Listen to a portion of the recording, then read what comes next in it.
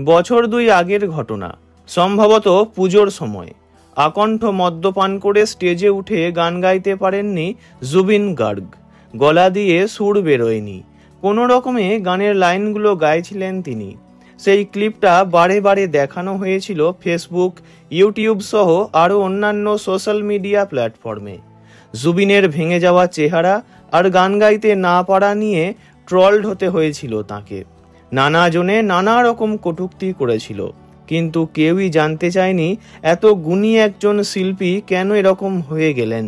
আর মারা যাওয়ার পর মানুষটাকে নিয়ে কত ভালোবাসা, কত শ্রদ্ধাঞ্জলি, কতই না চোখের জল ফেলল মানুষ, কিন্তু বেঁচে থাকতে কদর করেনি কেউই। উল্টে হাসির খোরাক বানানো হয়েছিল তাকে। নিজের ট্যালেন্টের জন্যই খ্যাতির শিখরে পৌঁছেছিলেন জুবিন গার্গ।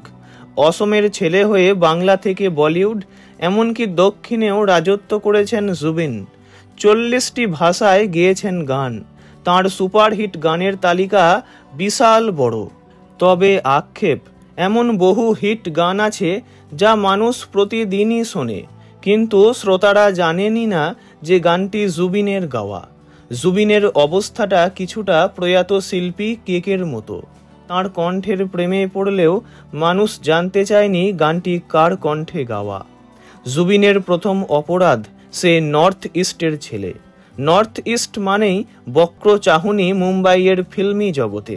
দ্বিতীয়ত, সে বয়সের তুলনায় অতি মেধাবী মিউজিশিয়ান, 12টা বাদ্যযন্ত্রে সমান পারদর্শী। তৃতীয়ত, সে ছিল বড় ঘরের ছেলে, বাবা ম্যাজিস্ট্রেট, মা দক্ষ গায়িকা, সুতরাং একটু অ্যাটিটিউড তো ছিলই। এমনকি নর্থ ইস্টের মানুষ মাথা নিচু করতে জানে না। মেরুদণ্ড বিক্রি করতে পারেনি কেরিয়ারের জন্য, তাই কোণঠাসা হতে হতে সে একদিন হতাশ হয়ে নিজের রাজ্যেই ফিরে যায়।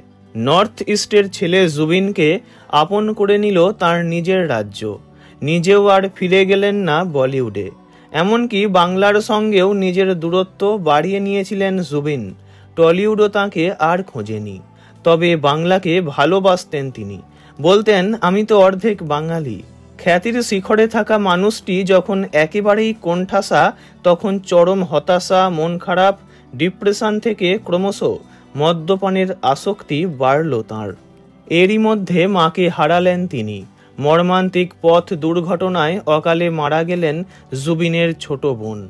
পরপর কাছের মানুষের চলে যাওয়াও তাঁর হতাশার কারণ ছিল। মদ্যপান থেকেই শরীরে নানা রকম সমস্যা হতো। এছাড়া তাঁর ছিল মৃগী রোগ। এই রোগই তাঁর মারা যাওয়ার কারণ হলেও হতাশা, ডিপ্রেশন তাঁকে অনেক আগেই শেষ করে দিয়েছিল। সমানে কামব্যাক করার চেষ্টা করছিলেন জুবিন, কিন্তু নিয়তি সঙ্গ দিল না। অকালেই চলে যেতে হলো তাঁকে।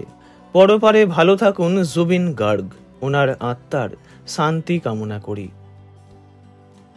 ভিডিওটি এইটুকুই। বিনোদন জগতের সব রকম খবরাখবর জানতে চ্যানেলটি অবশ্যই সাবস্ক্রাইব করবেন। ধন্যবাদ।